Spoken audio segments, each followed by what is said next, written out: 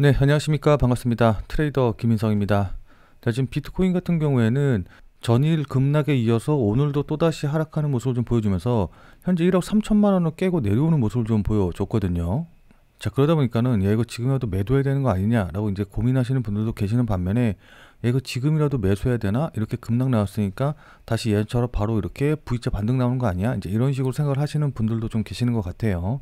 뭐 이따가 자세하게 말씀드리긴 하겠지만은 현재 기술적으로 봤었을 때 주요 지지선들, 그러니까 제가 말씀드렸던 주요한 지지선들을 다 깨고 내려왔던 자리이기 때문에 추가적인 하락을 조금 더 고민해 보셔야 되는 그런 자리기는 하거든요. 그래서 지금 자리에서는 떨어지는 칼날을 잡아서 최저점을 잡아야겠다라는 식으로 대응을 하시지 말고 일단은 지지받고 다음에 반등 나오는 거 확인한 다음에 이 반등 나올 때 매수해도 늦지 않으니까는 조금 더 차분하게 좀 지켜보실 필요가 있을 것 같습니다. 자, 무슨 말씀인지 이해되시죠? 자, 그럼 일단은 기술적인 부분에 있어서 대응 방법, 어디까지 떨어질지 뭐 이제 이런 거에 대해서 말씀을 드리기 전에 지금 왜 이렇게 많이 하락을 하고 있는지, 그러니까 지금 하락하고 있는 이유가 뭔지 이 부분부터 알아야지 이 기술적인 부분을 적용할 수 있고 또 좀 흔들리더라도 대비를 할 수 있기 때문에 일단 지금 하락하는 이유에 대해서 먼저 좀 설명 드려보는 시간 가져보도록 할게요. 자, 우선 뭐 하락하는 이유 같은 경우는 여러 가지 이유가 있기는 하지만은 현지 시간으로 23일 10시 35분부터 시작된 바이낸스발 암호화폐 대량 매도를 시작으로 해서 여기저기서 매도 물량이 나오고 있기 때문으로 보이거든요. 자, 그러니까 이 시점을 기점으로 해가지고 바이낸스에서 대부분의 암호화폐에 대한 대량의 매도가 나왔기 때문에 이게 안 그래도 바이비트 해킹 여파로 인해서 침체된 분위기였던 암호화폐 시장에 하락의 트리거를 당긴 것으로 좀 보입니다. 자, 그러나 제가 이제 어제도 말씀드리기는 했지만은 일단 우리가 가장 크게 좀 생각을 해봐야 되는 부분은 바로 SEC, 그 다음에 이것과 관련된 규제나 이제 소송 문제 이런 것들을 좀 고려해 봐야 되거든요. 자, 그러니까 뭐 다들 잘 아시겠지만은 최근에 SEC가 코인베이스에 소송 취하를 하면서 이게 암호화폐 전반에 있어서 굉장히 긍정적인 영향을 좀 끼칠 것으로 기대가 됐었어요. 자, 그러니까 다들 잘 아시다시피 이 트럼프 대통령이 취임을 하면서 SEC에도 변화가 생겼고 그에 따라서 크립토에 관련된 규제가 사실상 종료되는 거 아니냐. 그래서 뭐 바이낸스, 코인베이스에 이어서 리플과 관련된 소송도 중단되지 않겠느냐. 이제 이런 기대감이 굉장히 컸었는데 이번 바이비트 해킹으로 인해서 SEC 규제 완화 신호에 좀 변화가 생길 가능성이 있기 때문에 이 부분을 좀 고려해 봐야 된다라는 겁니다.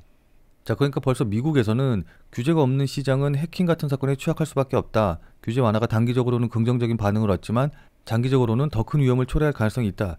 라는 식의 이제 이야기들이 계속 나오기 시작을 했거든요. 그런 와중에 이제 여기에 오늘 아침에 다시 한번 미국의 사우스 다코타 주에서 비트코인 비축 법안이 무산이 됐다. 라는 뉴스까지 나오면서 이런 우려가 더 커진 것으로 보이거든요.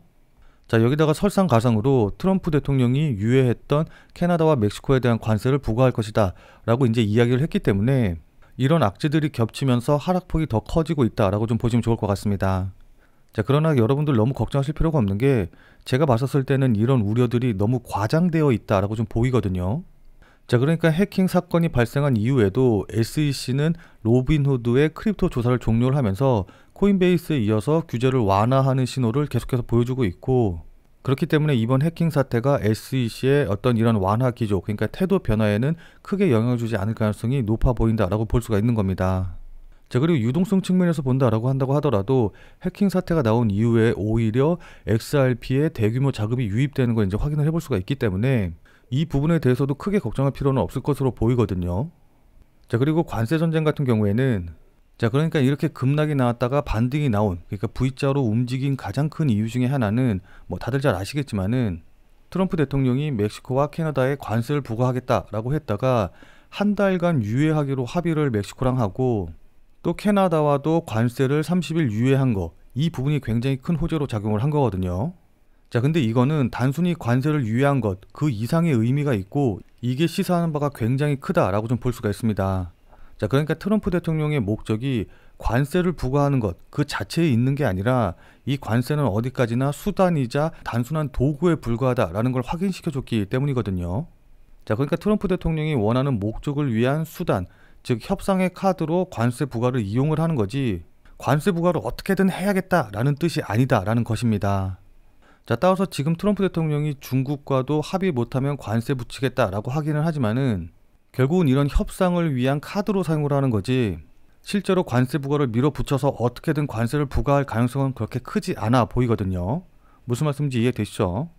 또 만약에 실제로 관세를 부과한다라고 한다고 하더라도 지난 2018년도에 트럼프 대통령이 실제 관세 전장을 했을 때 그때 나스닥 차트의 움직임 보시면 잘 아시겠지만은 이렇게 관세 부과 전쟁이 끝나게 되면은 바로 이렇게 반등해가지고 오히려 관세 부과 전보다 훨씬 더 높게 상승하는 걸, 그 이상으로 상승한 걸 확인해 보실 수가 있으실 거거든요.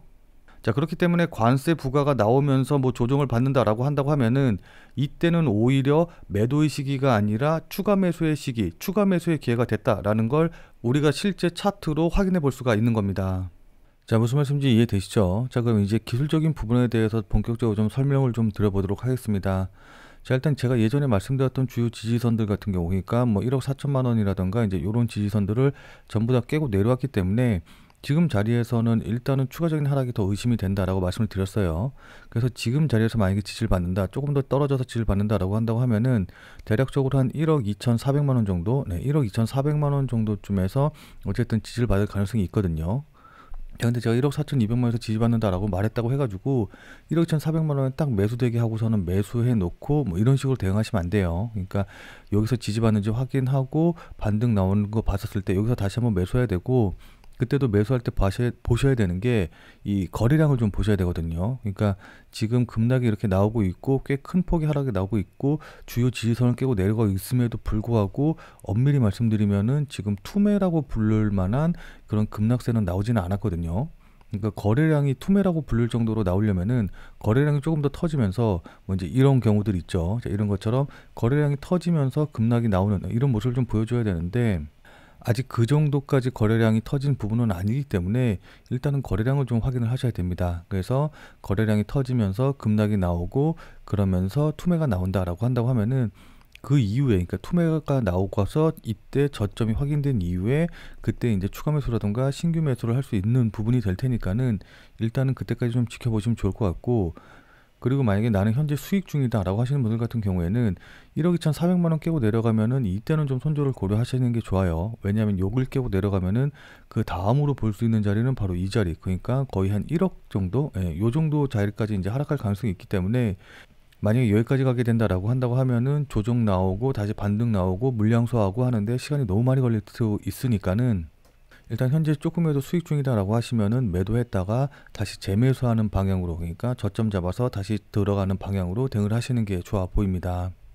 자, 아무튼 갑작스러운 급락 때문에 좀 많이들 당황스러우시고 또 이제 힘드실 텐데 지금 시기를 잘 건디게 되면은 어쨌든 거의 막바지라고 좀 보이기는 하거든요.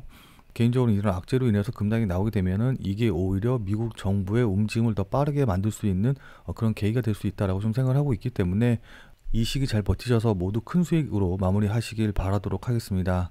자, 그럼 오늘 영상은 이것에서 마무리 짓도록 할게요. 자, 오늘도 영상 끝까지 시청해주신 여러분 대단히 감사드리고 그럼 우리는 다음 영상에서 또 뵙도록 하죠. 다음에 또 뵐게요.